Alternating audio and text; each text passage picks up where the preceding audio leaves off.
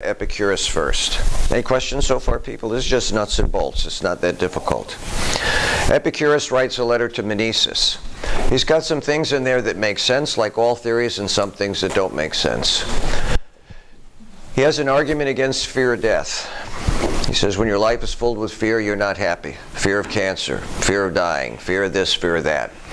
Something can benefit or harm an individual only if the individual has the capacity for physical sensation. He's making an assumption here. Our bodies are what we call sentient. They have feelings.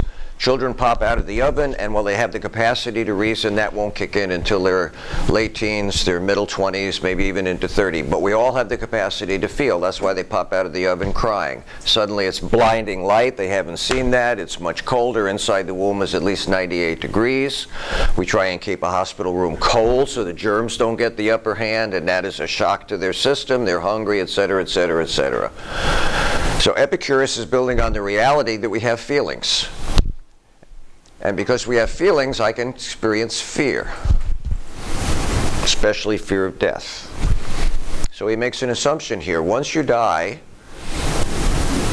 you don't have what we call a corporal body, or a body that feels, so you can't have sensations, so why fear death? That kind of makes sense, I guess, unless you're a philosopher and you think outside of Epicurus's box. Why should we assume that when you die, anything happens to you?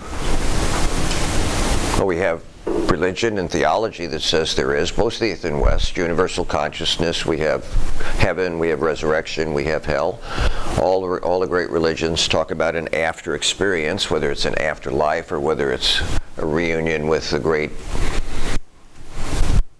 universal mind, nirvana, Brahman. Why should he assume that when we die, anything? Well, he assumes there's nothing. If there's nothing, why be afraid? If you have no feelings, how can something hurt you? Everybody follow that? As long as you buy into his premise, that's right. What if we do have physical sensations after life? If I have any kind of sensations, I have the capacity to feel. May not be the same feelings. I don't know what. Let's just assume that after life there's some kind of body. I don't know what it might be. And let's assume it has feelings. Why should I assume not? We have people who go through what we call near-death experiences or afterlife experiences and come back, and they explain some things that they see. And there's some general agreement about those things, but there's no valid proof yet. Epicurus is making a large assumption. When we die, there's no feelings because we don't have a physical body. How about when we feel like we're losing our minds in this body? I know people who've literally lost their mind. I don't know what they feel, but they don't feel what I feel. They're kind of in a different world. The dead do not have the capacity for sensation. We have no proof for that. Therefore, death cannot harm the dead. Yet there is things like eternal judgment. There are things like an afterlife, a reunion with Brahman. If some future event will not harm us when it happens, then we should not fear it now. It assumes the finality of death. Therefore, we should not fear death now. Now, the point of his argument is if you believe in what he says, then his argument is a sound argument. If you have no sensations, how can you have fear? Fear is based on feelings. If I don't have feelings, how can I fear death? I don't have feelings. It's what we call a tautology. It defines itself. Sure, if I don't have feelings, then I can't fear death. Okay, that makes sense to me. So this is a premise. This is a starting place with this argument. But his argument is built upon a lot more than this. His argument is very interesting. His argument is built upon a life of moderation. Epicurus is a hedonist. Hedonism believes that pleasure equals the freedom from pain and fear. Pleasure is the only thing people seek. Pleasure is the only thing people ought to seek. That's why I asked you, how many of you want less pleasure than more pleasure? But I also asked you, in value theory, is pleasure all there is? Is happiness all there is? Are there other values that might be just as important, perhaps even more important?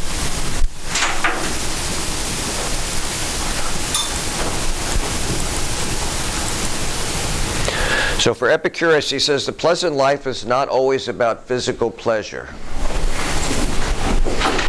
Not indulging in fancy food, drinking, and revelry or sex.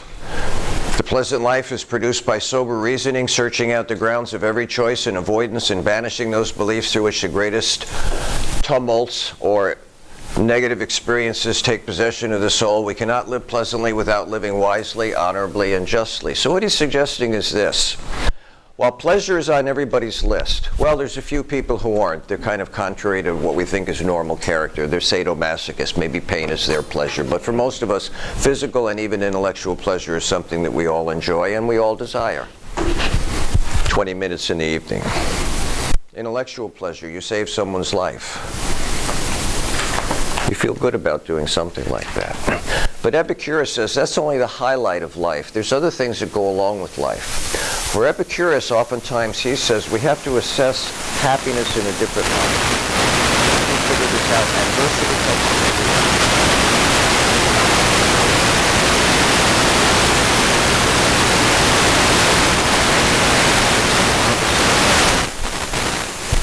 2 weeks.